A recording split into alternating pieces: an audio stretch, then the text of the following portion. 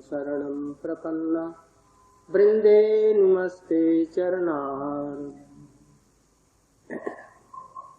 आज एकादशी तिथि। हमारी भारतीय संस्कृति के अनुसार हमारे सृष्टि काल के प्रारंभ से ही, सतयुग इत्यादि से ही पहले मनुष्य मात्र ही एकादशी करते थे। इस चीज को हम लोगों को ध्यान में रखना चाहिए कि हमारे जीवन का उद्देश्य क्या है। और हम हैं क्या? हम केवल मांस हाड़ चाम हैं या इसके अंदर है? इस शरीर के अंदर में आत्मा और परमात्मा दो चीजें हैं। जब तक जीवात्मा भगवान का स्मरण नहीं करेगा, उनके निकट नहीं पहुंचेगा, तब तक लाखों हजारों कोटि कल्पों तक ये संसार में भटकता रहेगा और तरह तरह के दुख और कष्ट को भोगेगा जिसकी आप कल्पना नहीं कर सकते। एक छोटा सा बच्चा बीमार पड़ा, अभी देखने गया, लाखों लोग लाखों रुपए खर्च कर रहे हैं। कोई अमेरिका से जा रहे हैं, कोई कहां कहां जा रहे हैं, किंतु उसको बचाना बड़ा भारी मुश्किल है। यहीं पर मनुष्य थक जाता है। बड़े बड़े साइंटिस्ट लोग, डॉक्टर लोग सब थक जाते हैं, इसके बाद में उनका बस नहीं चलता है। तो ये हाड़ चाम मांस का फैला है, इसके अंदर में आत्मा परमात्मा है दोनों एक ही साथ, किंतु जीवात्मा नहीं जानता जी परमात्मा हमारे साथ में है। जिस समय उसको जान लेगा, उस समय में ये संसार से मुक्त हो जाएगा और अपने स्वरूप में प्रतिष्ठित होकर के भगवान की सेवा में लग जाएगा और आनंदमय सुखी हो जाएगा। जीवों को किसी प्रकार से आकर्षण कर भगवान की तरफ में लगाना सबसे बड़ी दया है, क्योंकि जब तक उनमें मिलन नहीं होगा तब तक वो सुखी नहीं हो सकते। इसलिए हमारे प्राचीन ऋषियों ने रिसर्च करके, देख करके, अनुभव करके एक ये तरीका निकाला कि यदि एकादशी व्रत का पालन किया जाए तो ये सहज रूप में हो सकता है। हम भगवान के निकट पहुंच करके सुखी हो सकते हैं। आज यदि रुपये के बल पर हम आनंद और सुख को खरीद लेते तो मुस्लिम कंट्रियों में कुवैत और कौन कौन अमीरात और क्या क्या है, इनों के खजाने की वजह से वहां पर डॉलर के खजाने भरे पड़े हैं, अमेरिका इत्यादि में भरे पड़े हैं। क्यों नहीं सुखी हो जाते? इसलिए इस सब से नहीं होगा। एकादशी का साधारण अर्थ साधारण लोग नहीं समझ पाते। हमारे शरीर में एकादश इंद्रिय है। एकादश माने 1, 10, 11 इंद्रियां हैं। इनमें से कोई एक भी काम करना छोड़ देगी इंद्रिय तो शरीर काम नहीं करेगा, पंगु हो जाएगा। आंख यदि बंद हो जाए तो देखिए तो ये क्या तमाशा होती, सब रंग फीका हो जाएगा। नाक यदि दोनों बंद हो जाए तो 1 सेकंड जीवित रहना मुश्किल होगा। मुख से जिह्वा के काट दीजिए एकदम भीतर से, तो फिर क्या होगा? उसी तरह से ये इंद्रियां हैं, 5 ज्ञान इंद्रिय, 5 कर्म इंद्रिय, इनको हटा दिया गया। ये 5, 5, 10 रहे भी और मन को निकाल दीजिए तो आदमी पैर से चलता है या मन से चलता है? किस चीज से चलता है? मन न रहे और पैर रहे तो पैर चलेगा? इसलिए समस्त इंद्रियों का राजा ये मन है। एक तो बिना इंद्रिय का काम नहीं चलेगा, और उस पर भी मन भी न रहे तो और भी नहीं चलेगा। आज एकादशी के दिन हमारे ऋषियों ने एक तरीका निकाला भगवान के पास जाने के लिए। आज 10 इंद्रियों के जितने भी क्रियाएं हैं आज भगवान के लिए करें। मन भगवान का चिंतन करे। कितने बड़े दयालु हैं, किस लिए सृष्टि करते हैं, कैसे हमको मनुष्य शरीर मिला, कैसे इसमें बुद्धि आई, कैसे हमें कार्य करने की क्षमता आई। मैया के गर्भ में हमारा पालन पोषण कौन किया? इस तरह से हम देखते हैं भगवान बड़े दयालु है।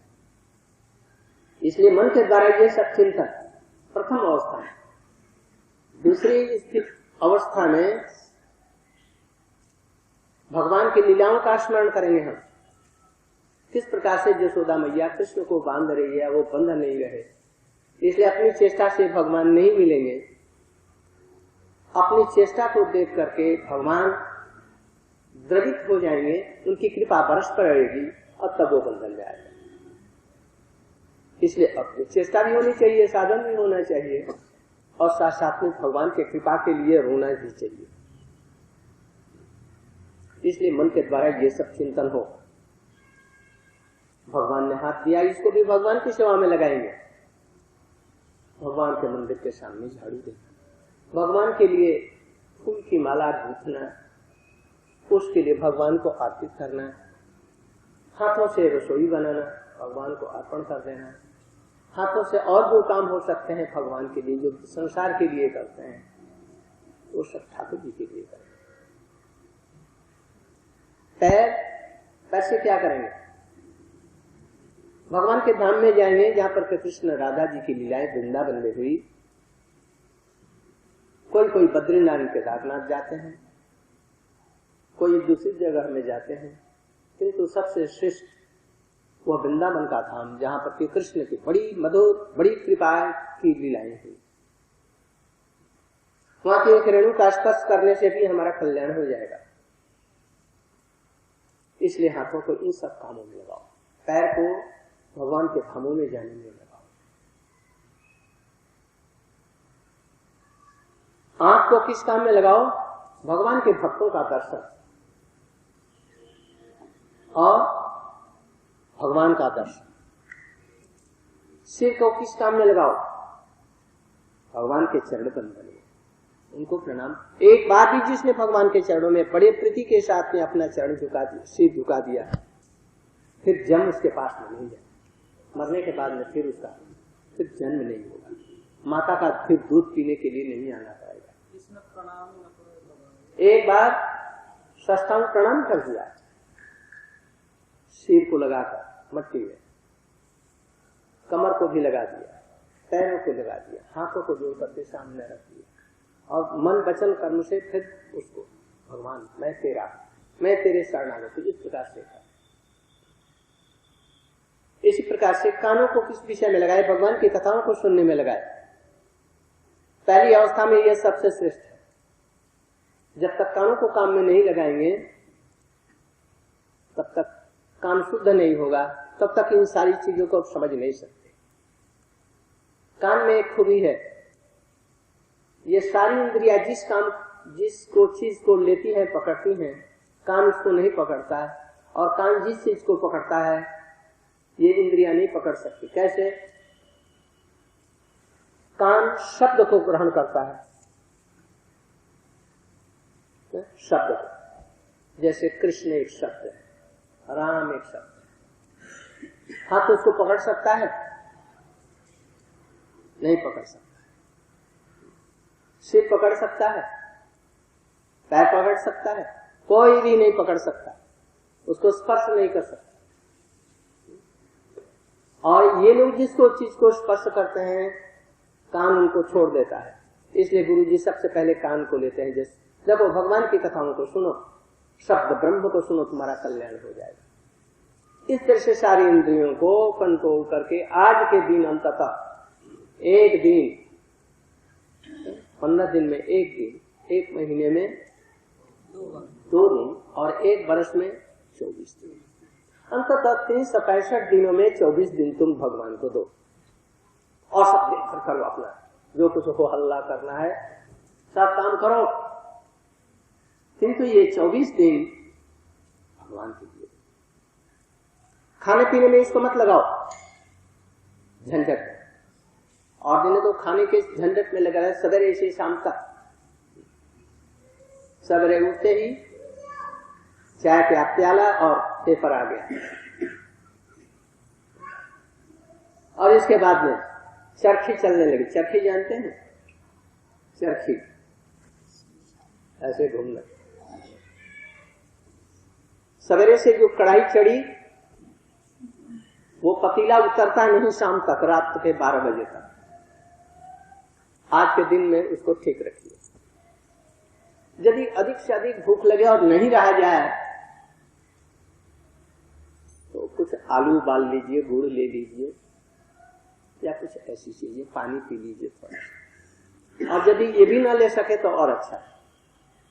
8 वर्ष के बच्चे से लेकर के 80 वर्ष के लोगों के लिए, तो आजकल के दिन में थोड़ा सा लोगों के लिए असुविधा होती है। अच्छा तो कुछ फल मिल लेगा। इतने से भी यदि नहीं चलता है, चाचा एक बार एक कुछ सब्जी सेंधा नमक दे करके, थोड़ा सा घी इत्यादि दे करके, हल्का से हल्का। और बाकी समय भगवान के चिंतन में, स्मरण में और भगवत संबंधी विषय में, भगवत स्थानों में जाकर, वृंदावन नवदीप इत्यादि धामों में जाकर। नहीं तुलसी है, ठाकुर जी का घर है, नहीं है तो वहीं पर ठाकुर जी को जैसे आज यहाँ पर रख दिया, अभी ये ठाकुर जी का मंदिर हो गया। उपवास माने क्या? उपवास, उपवास माने उप समीपे, वास माने निवास करना। भाई गड़बड़ मत कीजिए, क्या मैंने क्या लगा कान में नहीं सुनेंगे तो ये लगाएंगे, ये वो भी नहीं सुनेंगे। क्या उपवास, उपवास अपनी सारी इंद्रियों को और अपने मन को, आत्मा को आज भगवान के समीप में रखो, उप निकट में, वास माने रहना। आज सारी इंद्रियों को और मन को भी भगवान के निकट में बैठाओ। कैसे? विग्रह तो वही है, किंतु सबसे बड़ी बात है भगवान का चिंतन होता है। समस्त इंद्रियों से भगवान की सेवा में आज जाए। इस तरह से करने से धीरे धीरे धीरे 1 वर्ष में 24 दिन हुआ। इसके बाद में जन्माष्टमी भी आ गई, रामनवमी आ गई, गौर पूर्णिमा आ गई, कुछ और नृसिंह चतुर्दशी आ गई, किसी के लिए शिव चतुर्दशी भी आ गई। धीरे धीरे ये जुड़ता जाएगा। इस तरह से धीरे धीरे 24 दिन के बाद में भी और कुछ जुड़ते जुड़ते धीरे धीरे धीरे धीरे 365 दिन भगवान की सेवा में हम लगा सके। और तथा ये काम सब बंद हो जाएगा तो संसार का नहीं, बंद नहीं होगा और खूबी के साथ में चलेगा, सफलता के साथ में चलेगा। इस तरह से अपने जीवन को निर्वाह करने के लिए ये एकादशी का व्रत किया गया। जो लोग एकादशी नहीं पालन करते उनको भक्ति होना बड़ा भारी कठिन है। इन्हें जो भक्ति करना चाहते हैं वो लोग एकादशी का व्रत का जरूर पालन करें। दूसरी बात, अभी हम लोग समुद्र के किनारे सब समय ही जाते हैं, रहते हैं। उसके यहाँ विदेशों में भी उसके शोर पर, शीशोर पर टहलते हैं। वहाँ एकादशी से अमावस्या, एकादशी से पूर्णिमा, पानी बहुत बढ़ करके स्फीत होकर के ऊपर उठाता है, उसमें ज्वार आता है बहुत काफी, अंततः कभी कभी 12 फीट, 13 फीट, 14 फीट तक ऊंचा पानी बढ़ाता है। और उसके बाद में धीरे धीरे तरंगे भी बहुत, वेव्स जो लहरें हैं वो भी बड़ी बड़ी आने लगती। क्यों? चंद्र का प्रभाव पानी पर पड़ता है, जहां जहां पानी है उसका प्रभाव पड़ेगा।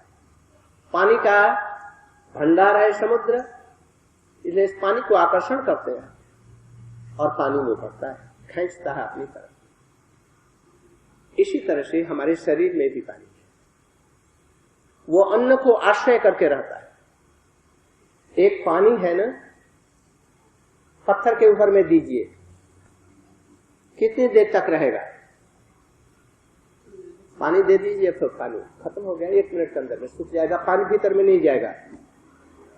पानी के ऊपर में 8-10 ब्लॉटिंग रखिए या कोई कपड़ा रखिए और ऊपर से पानी दे दीजिए, क्या होगा? वो पानी कब तक रहेगा? रुई रख लीजिए मोटी और उस पर पानी गिरा दीजिए, वो पानी कब तक रहेगा? वो गीला रहेगा, वो सूखेगा नहीं। उसी तरह से जो आप पानी पीते हैं, यदि उपवास है तो वो पानी एकदम चला जाएगा, उसको चंद्र को खींचने की जरूरत नहीं है। और अन्न खाएंगे तो रुई वो बन जाता है, वो उस पानी को ग्रहण कर लेता है, चंद्र उसको आकर्षण करता है, उस समय में बीमारियां होती है। और यदि बीमारी रहेगी तो वो बढ़ जाएगा। और बढ़ करके देखेंगे अधिकांश लोगों को, लोग मरते हैं एकादशी से लेकर के अमावस्या या एकादशी से पूर्णिमा में अधिक आदमी मरते हैं, और रोग जरूर बढ़ेगा और रोग उत्पन्न होंगे, ये ऐसा नियम है। इसलिए यदि एकादशी के दिन हम उसको चेक कर दें, अन्न नहीं खाएं, पानी नहीं पिए, तो चंद्र का कोई प्रभाव नहीं होगा।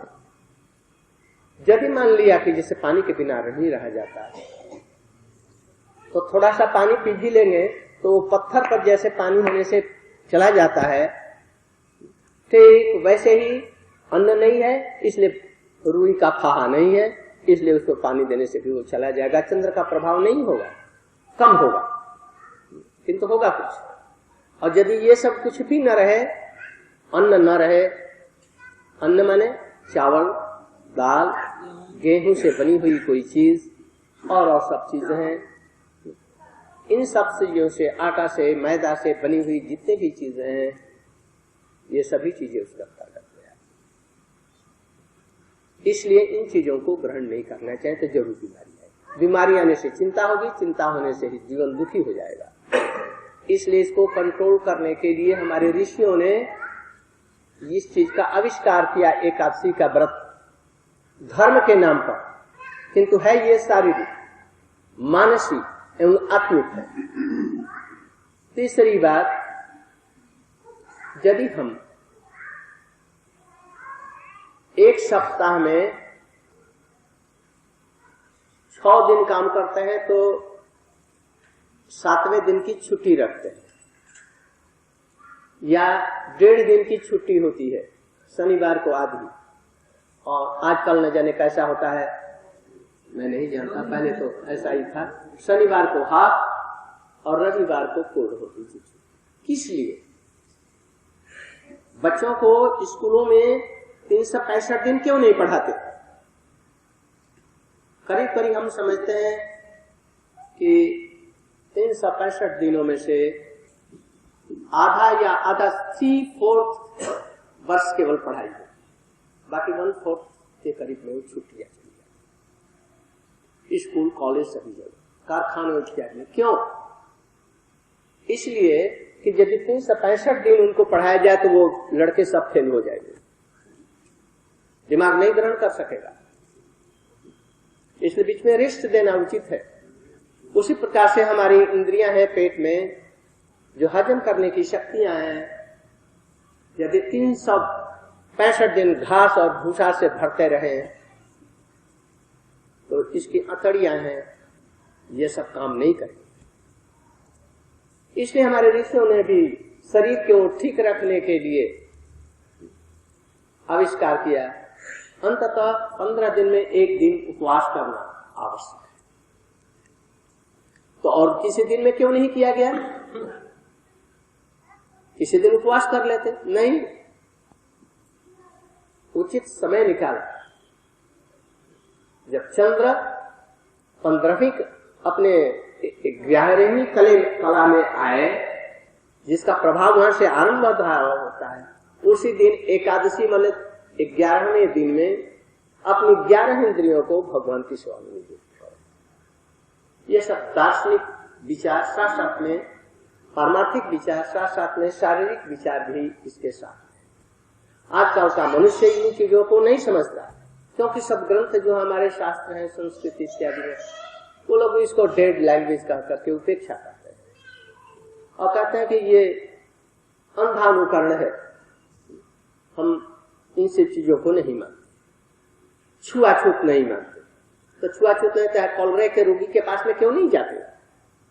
जिसको कॉलरा हो गया उसके घर के माता पिता नहीं जाते हैं, और बाकी लोग क्यों नहीं जाते? छुआछूत नाम का कोई चीज है नहीं। विचारों का छुआछूत सबसे अधिक है, इतना संक्रामक है जिसकी आप लोग कल्पना नहीं कर सकते। एक साधु व्यक्ति भी एक दुर्जन व्यक्ति के पास में रहे तो उसकी विचारधारा एकदम बदल जाएगी और फिर वो दुर्जन हो जाएगा। और किसी अच्छे दृढ़ साधु के साथ में कोई दुर्जन भी रहे तो सठ सुधरणी सत्संगत पाए, सठ भी सुधर जाते हैं साधुओं के संग से। इसलिए ये सब चीजें एकादशी इत्यादि का व्रत किया गया था।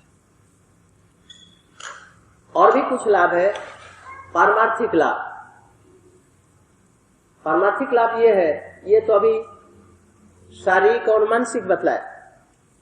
पारमार्थिक लाभ ये है कि एकादशी का जो स्वरूप है वो स्वयं भगवान है, बल्कि कहिए ये भगवान की भक्ति की मैया है एकादशी। एकादशी के दिन में यदि हम श्रवण कीर्तन स्मरण बंदन पाद सेवन अर्चन बंदन दर्शकात्म निवेदन इतनी प्रकार की भक्ति यदि हम करें, मन से स्मरण, जीवा से कीर्तन, कान से भगवान की कथा का श्रवण, और क्या रह गया, मस्तक से भगवान को प्रणाम, और हाथ से भगवान की सेवा, पैर से भगवान के धाम में जाना, नाक से भगवान के चरणों में दी हुई फूल अर्घ चंदन इत्यादि का ग्रहण, यदि ये सब किया जाए, सहज रूप में चित्त आकृष्ट होकर के भगवान के पास में जाएगा और वो भगवान का। इसलिए भगवान ने ही एकादशी का रूप धारण करके ये जगत में जन्म दिया है। इसलिए हम लोग सब प्रकार से प्राचीन काल में देखा जाता है, इसके बहुत से उदाहरण हैं। हमारे श्रीमान शिवानंद जी 2-4 उदाहरण पेश करेंगे। जैसे अम्बरीश महाराज, बड़े विद्वान आदमी, उसमें पृथ्वी के राजा, बुद्धिमान, सब प्रकार से योग्य।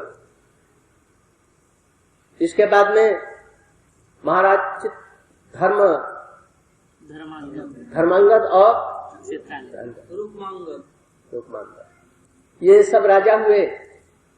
एकादशी के लिए अपने प्राणों को न्यौछावर कर दिया। किस लिए? प्राण जाए तो जाए, आत्मा शुद्ध हमारी बने। प्राण तो जाएगा आदमी न कर, प्राण मने और आत्मा में अंतर है। प्राण वायु होती है, 5 प्रकार की वायु, ये प्राण हमारे बनते हैं। आत्मा उससे बहुत अलग और ऊपर है, दोनों एक नहीं है। इसलिए यदि 5 प्राण जाने से ये शरीर बदलता है, कोई हर्ज नहीं, फिर दूसरे जन्म में जाकर के हम भगवान का भजन करके हम ऊपर उठ जाएंगे। इसलिए इस पर अधिक जो करके इसका महात्मा भी बतलाया, विशेष करके अम्बरीश महाराज के जीवन में जो ये बतलाएंगे, ये सब दार्शनिक विचार इसके भीतर में छिपे हुए हैं। एक कितना बड़ा भारी जोगी कह दे जो तू मर जा तो मर जाएगा, एक मरे हुए आदमी को कह दे तू जी जा, जाओ, बस उठ करके खड़ा हो गया, छू दिया, कहाँ गया था। ऐसे बड़े बड़े दुर्वासा जैसे महात्मा जोगी लोग, ब्रह्म जोगी, ब्रह्म को जानने वाले। महाराज अम्बरीश राजा अपने पुत्र स्त्री के साथ में रह करके राज्य संचालन करते हुए भी कुछ भजन करते थे। उन्होंने एकादशी की और उसका महात्मा दुर्वासा नहीं समझे, या दुर्वासा जी एकादशी का महात्मा जगत को बतलाने के लिए ऐसा आचरण किया। जरा इनसे सुनिए, इसके बाद में हम फिर थोड़ी सी व्याख्या कर देंगे। बोलो। अब इसको इस प्रकार से समझिए। पहली बात, सुदर्शन सुना ना, चक्र भगवान का। तो सुदर्शन माने क्या?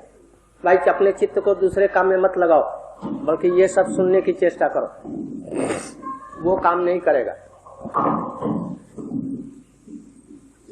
विचार को ग्रहण करो, ये भगवान ने यंत्र दिया है, ये यंत्र फेल हो जाएगा, कहें ये तो हमारे पास नहीं, इसलिए इसमें ग्रहण करने की चेष्टा कीजिए।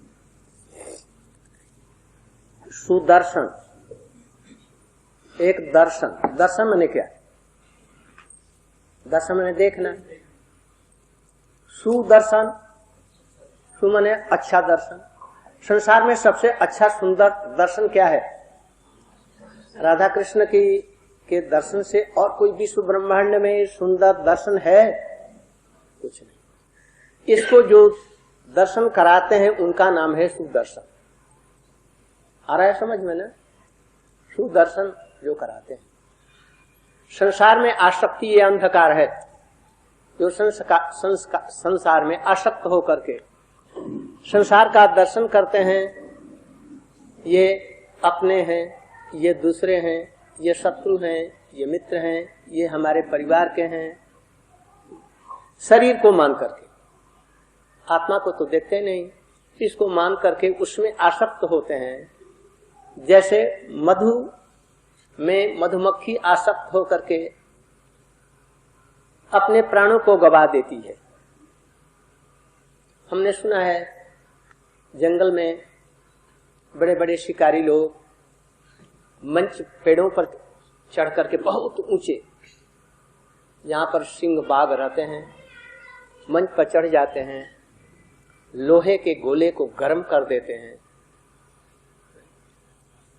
और वहां पर रखते हैं गर्म करके किसी तरह से, और बाघ उनको देख करके उनको मारने के लिए वहां पर आता है। ऊपर से वो रोटी का टुकड़ा या कुछ लाल लाल फल फेंकते हैं। इसके बाद में जब वो दो एक बार ऐसा लुकता है तो तब तक गोला फेंक देते हैं आग का, वो ऐसे मुख में लेते ही बस समाप्त हो गया, जीवा की लालसा से।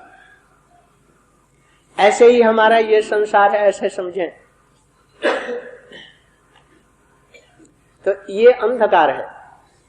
सुदर्शन इस अंधकार को दूर कर भगवान का जो दर्शन कराते हैं, इसका नाम है सुदर्शन। ये भगवान के हाथों में रहता है। अर्थात ये जो भक्ति रूपी जो सुदर्शन है, ये भगवान की कृपा है। भगवान की कृपा से ही सुदर्शन हो सकता है। तो भगवान की कृपा कैसे मिलेगी? जब उसके लिए प्रार्थना करेंगे तब मिलेगी। इस उपाख्यान में दो तीन चीजें बतलाई गई। पहली तो ये, एक साधारण गृहस्थ आदमी, वो भी साधारण नहीं, संसार में आसक्त होने के लिए जितनी भी चीजें चाहिए, राज्य, धन, वैभव, पुत्र, कलत्र, सब कुछ उसके पास में है।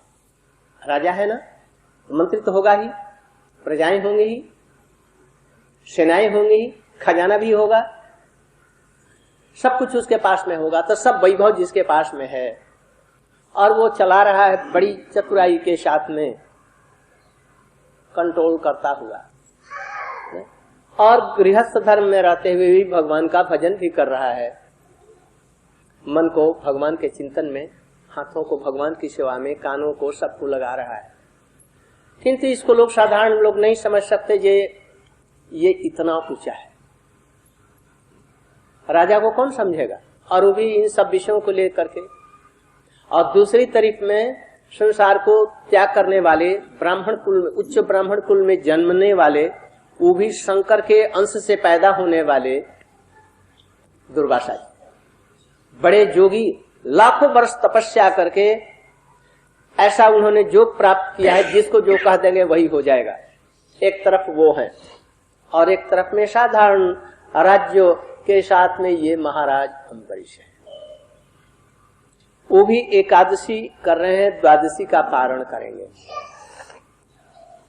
वो आए इनके घर पर, ऐसे बड़े सिद्ध महात्मा जोगी, वो सिद्ध थे, आए ये उठ करके खड़े होकर के उनका चरणों में वंदना करके उनका चरण धोया, हाथ जोड़ करके खड़े हुए, क्या सेवा करें, मैं आज आपके यहाँ प्रसाद हूँ, आज तो मेरा जन्म सफल हो गया इन्होंने में। देखिए ये गृहस्थ होकर के कैसा उनको सम्मान कर रहे हैं।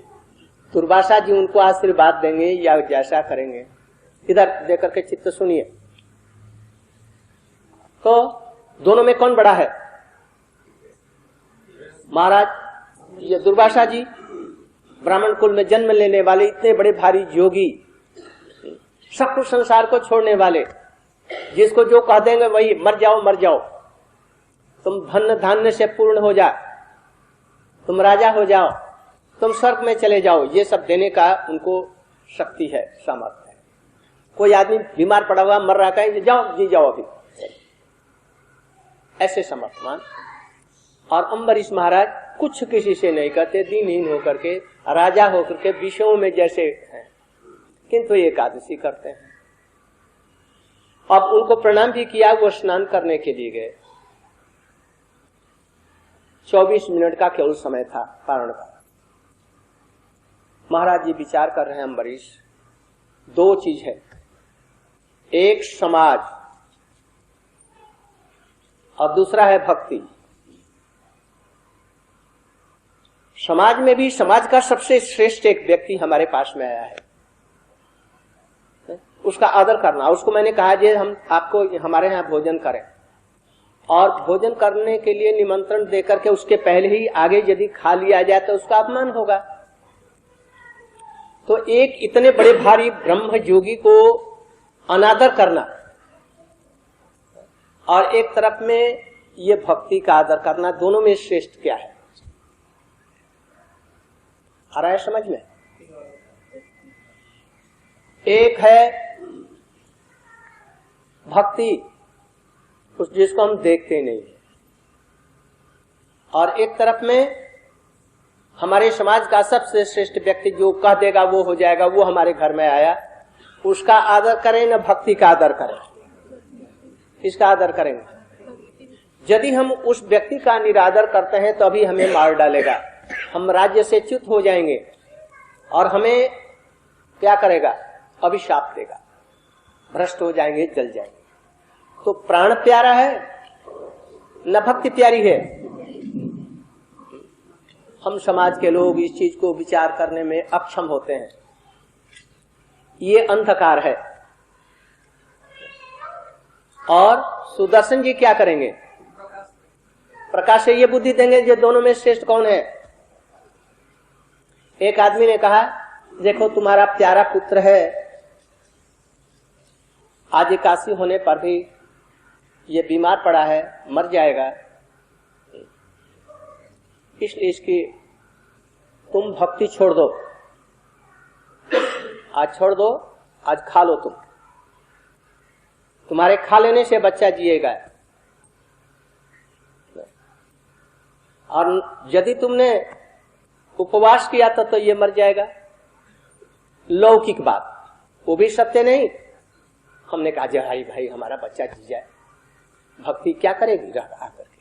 भक्ति से पैसा मिलेगा न, रुपया मिलेगा न, सम्मान मिलेगा न, हमारा बच्चा जी जाएगा। कहा अच्छा हम उपवास अपने बच्चे के लिए तोड़ देते, हम नहीं करें। ये समाज का डर, अंधकार है। सुदर्शन जी इस अंधकार को दूर करके कहते हैं, जैसे तुम्हारे ऐसे जैसे करोड़ों बच्चे तुम्हारे हो जाएंगे और उनका कल्याण हो जाएगा। यदि एकादशी का व्रत नहीं तोड़ करके करेगा तो उसका फल यदि देगा तो तुम्हारे करोड़ों बच्चे, करोड़ों जन्मों के बच्चों का उद्धार हो जाएगा। किंतु ये समझना बड़ा भारी कठिन है। तो ये सुदर्शन भगवान की कृपा यदि हो जाए तब तो हम समझ सकते हैं। महाराज ने विचार किया, ये महात्मा जोगी सिद्ध आए हैं हमारे घर पर, इनको भोजन पहले दूं और उसके लिए अपना व्रत में तोड़ दूं, या इनका अनादर हो जाए। मैं तो नहीं कर रहा, किंतु ये समझेंगे कि हमारा अनादर कर रहा है। एकादशी व्रत की मैं रक्षा करूं, क्या करूं? क्या अच्छा है? एकादशी व्रत करने से हमारा भी कल्याण होगा, ये दुर्वासा का भी कल्याण होगा और विश्व का कल्याण होगा। इसलिए उन्होंने सोचा कि हम एकादशी का ही आदर करेंगे। हम समाज का और सांसारिक विषय और नियम है, इसका हम विचार नहीं करेंगे। ये यदि तुलनात्मक रूप से यदि एक साथ नहीं आता तो इसको आदर कर लेते, यदि भक्ति का अनुकूल होता, किंतु यहाँ तो भक्ति का ये विपरीत है, इसलिए हम इसको नहीं करते। इसलिए हाथ जोड़ करके भगवान को प्रणाम किया। और एकादशी के दिन यदि कोई फल मूल कंद लेकर के उपवास करता है तो दूसरे दिन वो भगवान का अर्पित जो जल है चरणामृत, उसको पीने से ही उसका व्रत खुल जाता है।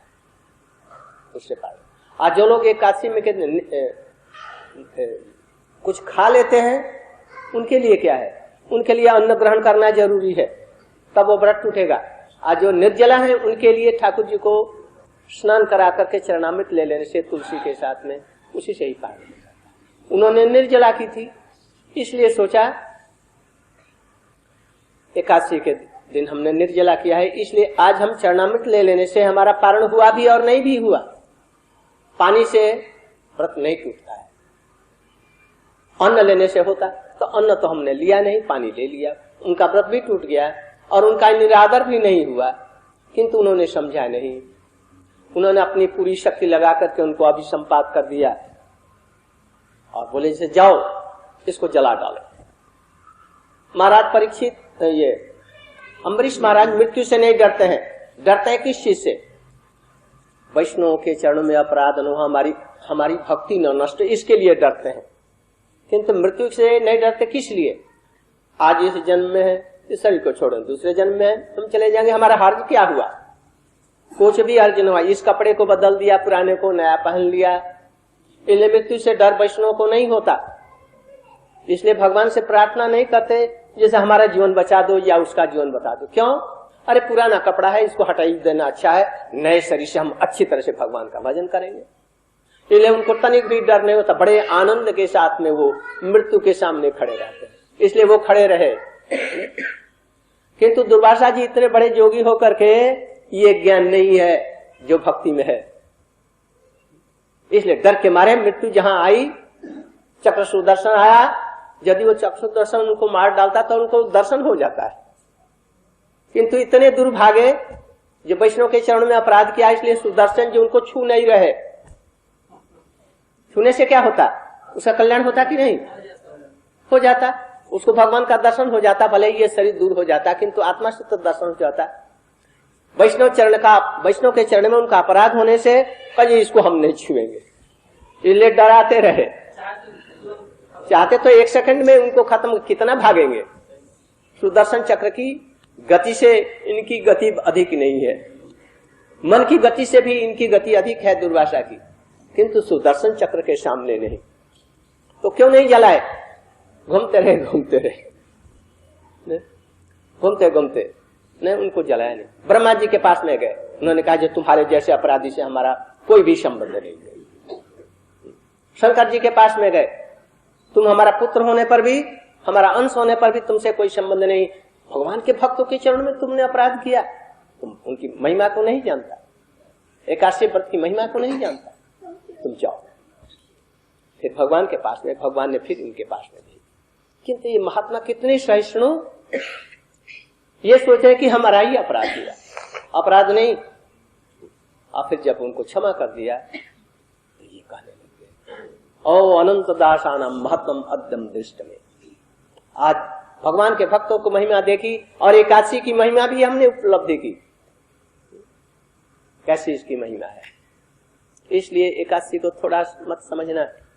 जो लोग एकादशी नहीं करते हैं और हरिनाम दीक्षा इत्यादि लिए हुए हैं तो हरिनाम काम नहीं करते, ये भी समझेंगे, वो भक्ति गड़बड़ हो जाएगी। इसलिए एकादशी के दिन में सारी भगवान के भक्ति के अंग पूर्ण अपने आप होता है यदि अच्छी तरह से पालन करें। इसलिए भक्ति की जननी कही गई है, इसलिए हम लोग एकादशी का अच्छी तरह से पालन करेंगे। हमारा शारीरिक, मानसिक और आत्मिक, परमार्थिक सब प्रकार के इसमें कल्याण। हमारे शास्त्रों में जो कुछ विधि और निषेध बनाए गए हैं, बस एक ही उसका उद्देश्य है, विधि और निषेध समझते हैं? चोरी मत करो, ये क्या है?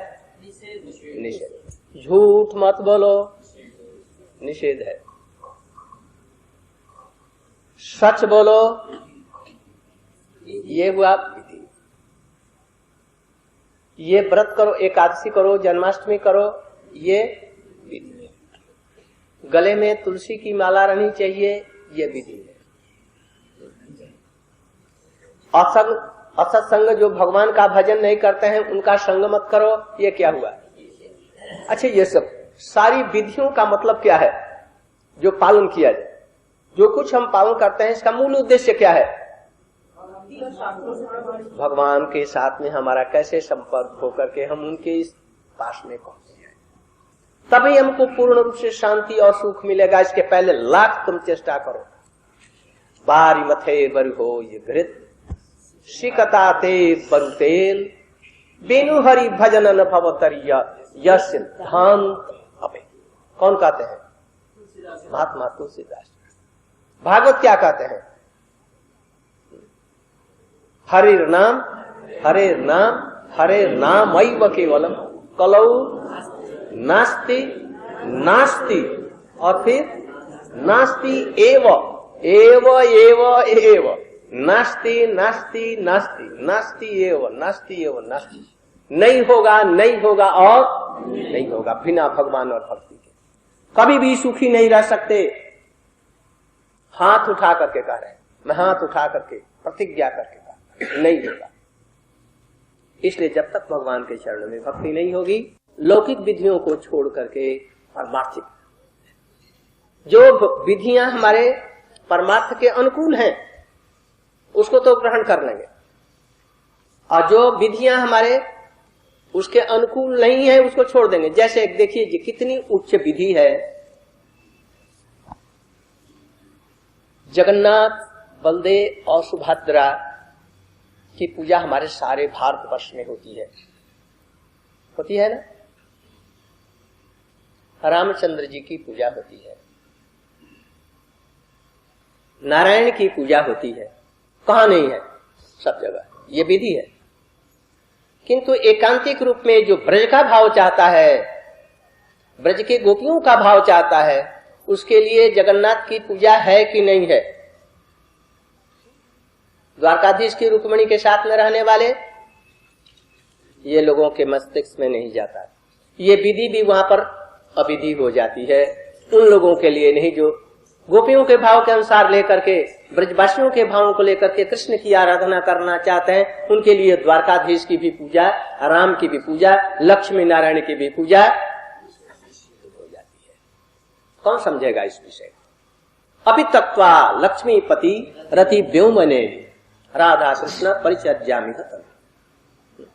ये कौन का? रघुनाथ दास गोस्वामी जी का रहे, क्योंकि एकांतिक वैसे है और सब लोगों के लिए पूजा है। करो, खूब पूजा करो, राधा कृष्ण की पूजा करो, शंकर जी को वहां पर बैठा दो, नंदी जी को भी बैठा दो, दुर्गा गणेश जी को भी बैठा दो, राधा कृष्ण को भी ले लो,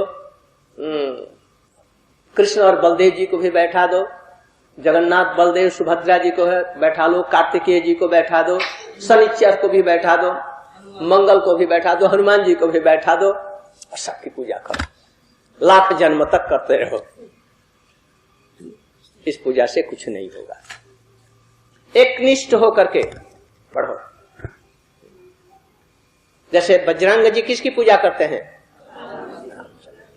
एकांतिक रहता है, उनके लिए वही सबसे बड़ा है, तो उनको वहां तक मिलता है। श्रुतियां माने क्या? वेद। वेदों ने गोपियों का रूप धारण करने के लिए और कृष्ण की सेवा करने के लिए लाखों कोटि वर्ष तपस्या की। वेद खुद ये वेद है ना, इसकी अधिष्ठात्री देवियां होती है। ये अक्षर नहीं है केवल, ये महामंत्र हरे कृष्ण ये अक्षर नहीं केवल है। ये क्या अक्षर है? अक्षर ब्रह्म है, अर्थात भगवान का अक्षरिक रूप है, शाब्दिक रूप है। इसको इस रूप में लिखिए। हरिनाम जब लें, समझे जैसे हम राधा और कृष्ण को, हरे कृष्ण राधे कृष्ण। हरे कृष्ण के भी चित्त को हरण करने वाली श्रीमती राधिका है, अपनी प्रेममयी सेवा से, ऐसा समझो। उस समय निरस मत रहो। अच्छा, एक बात, कहीं से एक मालपुआ मिला और हम इतने आदमी हैं, तो हम अकेले गपा गप खा लें, सब लोगों को देखते हुए देख रहे हैं और मैं खा लूं, उसमें आनंद अधिक है, या हमको आधी मालपुआ मिला, उसमें से मैंने सबको बांट दिया और हमारे पल्ले भी उतना ही आया, थोड़ा सा है। कौन दोनों में आनंद कौन हुआ? अपने आप सब लोगों के सामने में खा गया, या सबको दे करके और थोड़ा सा अंत में मैंने लिया? कौन से में आनंद है? कर सकते हैं? मूर्ख लोगों के लिए वो खा लेगा अपने आप, जो महामूर्ख होगा, और जो बुद्धिमान होगा वो क्या करेगा? बांटेगा कि नहीं? भले ही अपने पल्ले कुछ नहीं पड़े, दूसरों को दिया, बस उसमें आनंद से भर गया। जो भक्ति को स्वयं, भक्ति को मालपुआ मानो, जो भक्ति अपने आप कर रहा है वो भी अच्छी बात है। आज जो भक्ति दूसरों को, जो सबको थोड़ा थोड़ा देता है, दोनों में कौन सा अच्छा है? प्रहलाद महाराज जी क्या कर रहे हैं?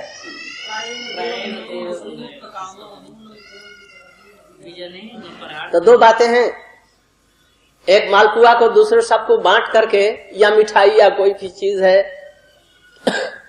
मैया सबको दे देती है, अपने नहीं लेती है ना, सबको दे देगी।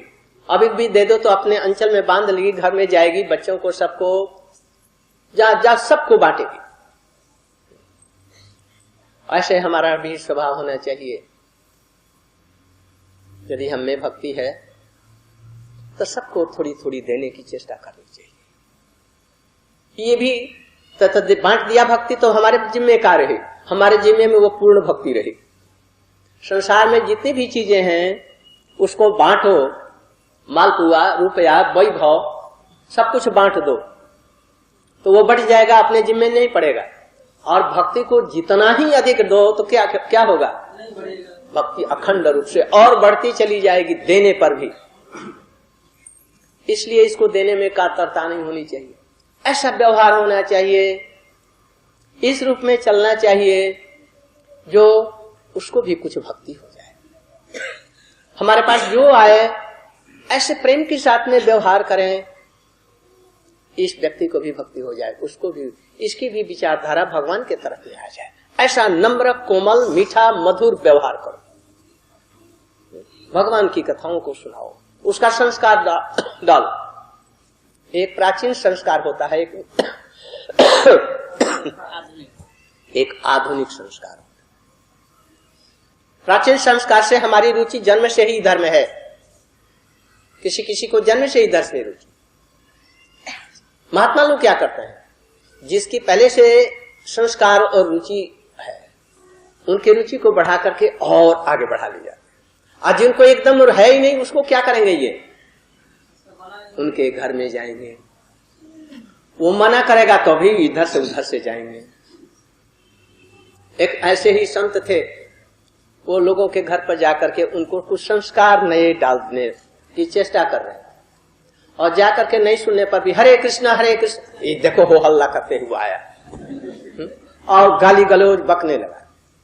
एक बुढ़िया थी, वो साधु संत को रोज मना करती कि हमारे घर में मत आना है, और वो क्या करते? वो जरूर उनके घर पर जाते। एक दिन बुढ़िया के घर में ये जब गए तो बुढ़िया अत्यंत बिगड़ गई। इधर देखिए, इधर बुढ़िया अत्यंत बिगड़ी और वो घर लीप रही थी, और उस पोतने से, पोतना जानते हैं, आजकल तो पोछना है नहीं, मट्टी गोबर लगी हुई, और उसे पोतने से मारा उसे, तुम मर नहीं जाता, और गाली गलौज बकने लगी। महात्मा जी बड़े प्रसन्न हुए, उसको उठा लिया और जमुना में मल मल करके धोया, खूब अच्छी तरह से धोया। किसी भक्त ने उनको घी दे दिया, घी में उसको डुबा करके बत्ती बनाई और ठाकुर जी को अर्पित कर दी। उससे क्या हुआ? उसका संस्कार उसका नया बना। अब दूसरे दिन गया तो वो बुढ़िया बड़ी रोने लगी, जो हमने बहुत गलती की, उसका दिमाग ही बदल गया। इसलिए दूसरों को संस्कार डालने में बहुत कष्ट होता है। अपमान सहना पड़ता है, किंतु साधु लोग ऐसा करते हैं।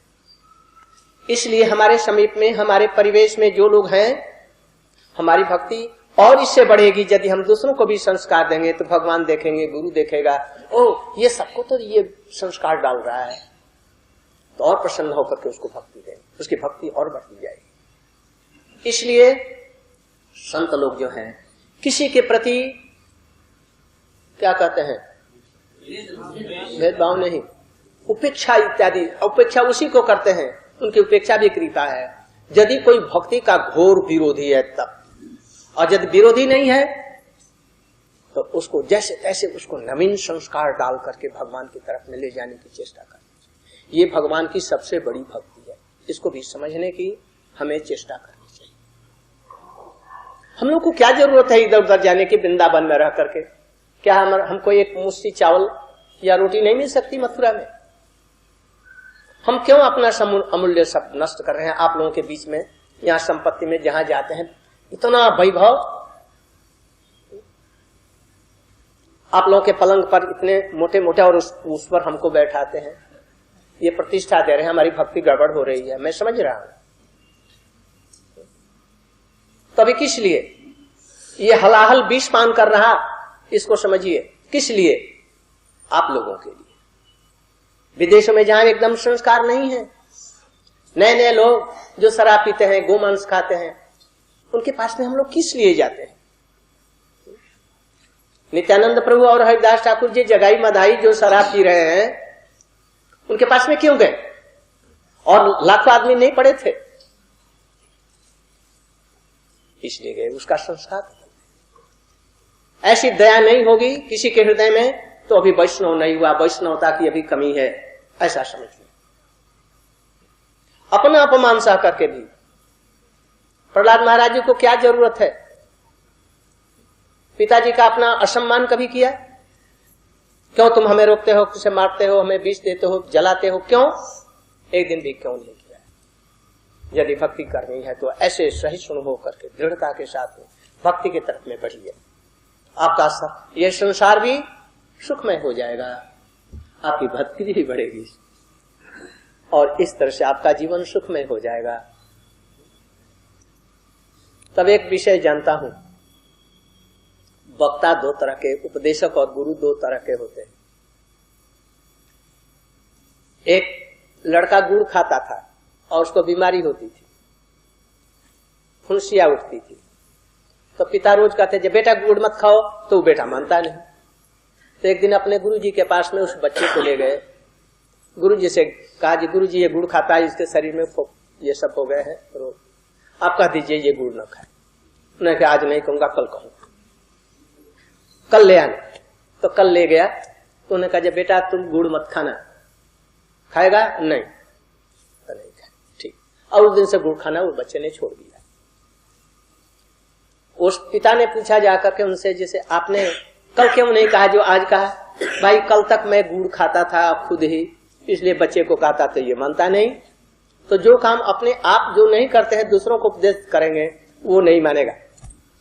तो जो लोग भगवत भक्ति का आचरण खुद नहीं करते हैं, उसमें प्रतिष्ठित नहीं हैं, संसार में आसक्त हैं, पैसे के लिए उपदेश देते हैं, भागवत पढ़ते हैं, कीर्तन करते हैं, विषय लोगों के घर में पैसे के लिए जाते हैं, दांत निपोड़ते हैं, उन लोगों के लाख उपदेश करने से भी भक्ति नहीं होगी।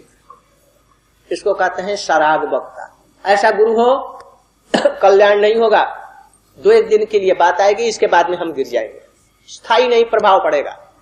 और दूसरा, थोड़ा सा भी यदि इतना कह दे जिसको संसार में आसक्ति नहीं है, स्वयं भजन करता है, भजन का बल जिसमें है, वो एक बार कह देगा तो उसकी बात मान लेंगे, फिर उसका पतन नहीं होगा, स्थायी रूप से प्रभाव होगा। इसलिए आजकल स्वयं आचरण नहीं करके उपदेश करने वाले घनेरे हैं, और इसके बाद में 2 दिन के सुन करके फिर वो छोड़ देते हैं। इसलिए हम लोगों को ऐसा ही उपदेशक होना चाहिए। गुरु भी हो तो ऐसा जो एक बार कहने से वो मान जाए। इसलिए हम लोगों को यदि सुखी रहना है, जगत में शांति से रहना है, भगवान का भजन करना जरूरी है। उसके लिए एकादशी भी जरूरत है, और जो विधियां हैं भजन करने के लिए उन विधियों को भी मानना चाहिए। विषयी लोगों का अन्न नहीं खाना चाहिए, यह निषेध भी मानना होगा। जो भजन नहीं करते हैं उनका संग अधिक नहीं, अपना संग यदि दृढ़ है तो दो, उसको भी उधर कुएं से निकाल दो, तब तक ठीक है। नहीं तो तुम भी उसको निकालने जाकर के कुएं में गिर जाओ, ऐसा संग देने की जरूरत नहीं। इस तरह से हम भजन करें। तो आज यहीं तक रहे, आप लोग इसी तरह से भजन करें और सुखी रहें। मैं अभी तो कल मथुरा मैं सवेरे जाऊंगा और वहां का काम थोड़ा सा देख करके तो फिर मैं 3-4 दिन के लिए यहाँ आऊंगा। तो जिन जिन भागों में मैं नहीं गया, दक्षिण में भी नहीं गया, पूर्व में नहीं गया, अभी पश्चिम में नहीं गया, हाँ वही बतला रहा, तो वहां पर एक दिन कर करके तो फिर करूंगा। आज यही तक कीर्तन कीजिए। पा करके पर्दे में रखना चाहिए। भक्ति भी 2 प्रकार की है। एक है आंतरिक भक्ति, राधा कृष्ण के प्रति प्रेम, और एक है जैसे नाम संकीर्तन है, ये ऊपर से अभी साधारण परिस्थिति में यदि नाम करते हैं तो क्या छिपा सकते हैं? हरे कृष्ण तो कहना ही चाहिए।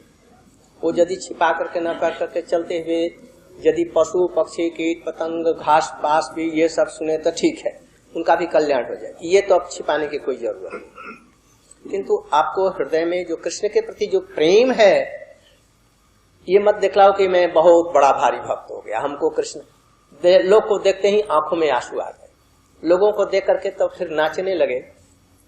और जब कोई नहीं है तो कीर्तन भी नहीं होता, माला भी उतार करके हाथ से निकाल देते हैं। जैसे अभी लोग अधिक आदमी हैं, हरे कृष्ण कृष्ण कृष्ण, और जब आदमी नहीं रहे तो क्या किया? खाओ पियो सो जाओ। ये तो गड़बड़ है।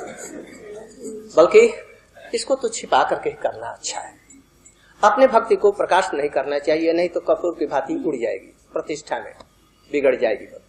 और भक्त लोग इसीलिए दिखला करके अपनी प्रेममयी भक्ति को प्रकाश नहीं करते, छिपा करके रखते। किंतु जो हरिनाम है इसको क्या छिपाएंगे? अब तिलक करना है इसको क्या छिपाएंगे? गले में माला है इसको कैसे छिपाएंगे? तो गले में माला ना दे, तिलक ना करते तो ये भक्ति ही नष्ट हो जाएगी।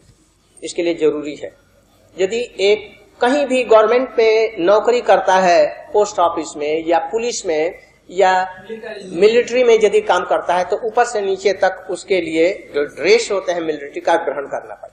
चाहे वो 25,000 रुपया महीना पा रहा हो, चाहे वो आजकल तो 2-3 हजार रुपये से सिपाही एक है, यदि वो पहनता है, पहनेगा कि नहीं पहनेगा? नहीं पहनेगा, पैसा नहीं मिलेगा, नौकरी चली जाएगी।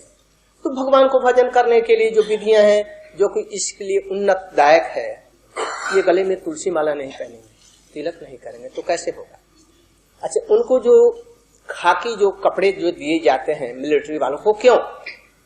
युद्ध करना होता है, जंगलों में युद्ध करते हैं, उसमें उनको छिपने में उससे मदद मिलती है, अपने को पहचान होता है, जो अपने ऊपर में कोई अपना ही विमान आक्रमण न कर दे, अपना अपना ड्रेस एक होता है, इसलिए उपयोगी होता है उस विषय में, इसलिए ग्रहण करते हैं। तो भक्ति करने में जो ड्रेस, जो चीजें हैं, तिलक है, ये माला है, और जो चीजें हैं, ये सब सहायक हैं, इसलिए उसको हम ग्रहण करते हैं। एक अमेरिका में या इंग्लैंड में, हॉलैंड में देखा है, आवारे कुत्ते नहीं है, उसे मार डालेंगे बंदूक से, साथ ही साथ मारेंगे या बीच दे देंगे। किंतु बेल्ट जिसके इसे, उसको कोई नहीं छू सकता। यदि कोई मार दे तो क्या करेगा? जुर्माना, माने वो कोर्ट में साथ ही साथ केस करेगा, उसको हजारों 25-30 लाख रुपए उसके ऊपर में जुर्माना हो जाएंगे, वो बेल्ट वाले को मारेगा। तो ये बेल्ट भगवान का है, इसको समझो। इसका मतलब हुआ जो हम भगवान के कुत्ते हैं, भगवान के प्यारे हैं, इसलिए इस चीजों को ग्रहण करना चाहिए, इसमें लज्जा नहीं होनी चाहिए। कुत्ते को बेल्ट देने में, अरे टाई बांधने में लज्जा नहीं आती है तुमको? धिक्कार है दूसरों का, ये टाई पहन रहा है, और ये तुलसी का माला इतना पवित्र, जो सोने से भी अधिक कीमती है और शक्तिदायक है, इसको पहनने में तुम्हें लग जाती है। इसलिए इन सब चीजों को विचार करते हुए अपनी भक्ति को, प्रेममयी भक्ति को छिपा करके रखो। और ये साधारण जो नाम इत्यादि है, तिलक है, इसे डरो मत समाज से, समाज से डरने की जरूरत, समाज सारा यदि इस प्रकार का हो जाए, सत्य व्यवहार करें, तो हम समझते कि जेल की भी जरूरत नहीं होगी, पुलिस की भी जरूरत नहीं होगी, यदि भगवान से एक हम डरें। हम भगवान से नहीं डर रहे हैं, इसलिए पुलिस की जरूरत हो रही है। तभी पुलिस क्या करेगा? रूल और रेगुलेशन से हम ये जितने अपराध हो रहे हैं हम उसको बंद कर देंगे। ये ऐसा कभी संभव पर नहीं हो सकता है। वाजपेयी के 1000 वाजपेयी भी आ जाए, यदि ये लोग धर्म का पालन थोड़ा थोड़ा करना लग जाएं, अपने सत्य पथ पर चलें, अपने आप ये सब चीजों का शमन हो जाएगा। इसलिए आप लोग इसी रूप में भक्ति करें। लो एक आरती कर, एक कीर्तन करके कहिए। आपने ये कहा है कि समय बिताने के लिए वापस नहीं आ रहे थे, तो इसका अर्थ ये हुआ कि द्वासा मुनि ने खुद एकादशी रखी। दो बात है, दो प्रकार से शास्त्रों में उनका विचार किया गया। दुर्वासा ऋषि शंकर के अवतार हैं, उनको सब पता है, किंतु जगत में किसी चीज को प्रतिष्ठित करने के लिए विपरीत भाव से आने से लोगों को समझ में आती है कि देखो जो दुर्वासा जैसे इतने बड़े व्यक्ति एकादशी नहीं करते थे और ऐसा होता था, इसलिए इनकी ऐसी दुर्गति हुई। किंतु दुर्वासा जी एकादशी भी करते थे, वो तो चाहे तो लाख वर्ष तक कुछ खाए ही नहीं, उनका तो जीवन ही भर एकादशी है, किंतु जगत की शिक्षा के लिए ऐसा करते हैं। और दूसरी तरफ में साधारण रूप में उनको केवल जोगी मान लीजिए, तो ये इससे पता चलता है दुर्वासा जैसे जोगी भी भक्ति के सामने कुछ नहीं है। बहुत सी शिक्षाएं इसमें है। इनको वामन देव को 3 पग भूमि की क्या आवश्यकता थी, और उनको मांगने की जरूरत है बलि महाराज जी से, मांगने की जरूरत थी उनको, वो क्या करते, किंतु किस लिए उन्होंने मांगा? जगत को शिक्षा देने की। बहुत सी शिक्षाएं हैं, समय पर इसका उत्तर देंगे। एक कीर्तन कीजिए, इसके बाद